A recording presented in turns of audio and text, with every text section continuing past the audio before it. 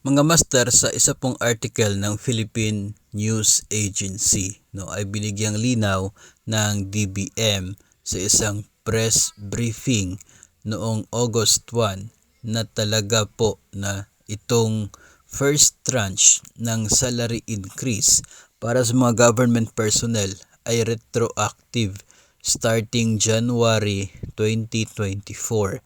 So mula po noong Enero pala yung plano or proposal or talagang implementation nito pong salary increase para sa mga government personnel.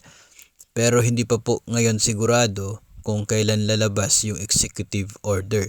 Basta yung importante sa ngayon ay yung pag-implement, yung effectivity ay magsisimula sa January. So meron po tayo matatanggap na salary differential diyan from January hanggang sa buwan na hindi pa mag-effect itong first tranche ng salary increase. At ito nga po ay sa pamamagitan nga ng isa pong executive order sa Pangulo. So, hinihintay po natin ngayon yung paglabas ng executive order dyan.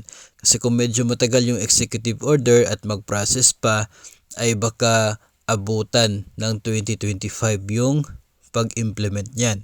At sa taong yan ay mag-e-effect din yung second tranche. Di mas malaki po yung magiging pagtaas sa sahod na atin po makikita at mararamdaman kung sakali po na sa 2025 mag-effect itong dalawang tranches na ito ng salary increase. So ang susi po talaga ng lahat nito ay yun pong executive order from the President. Yun po yung magbibigay linaw sa lahat ng mga tanong at yun po yung first step para ma-process yung implementation ng pagtaas ng sahod ng mga government personnel.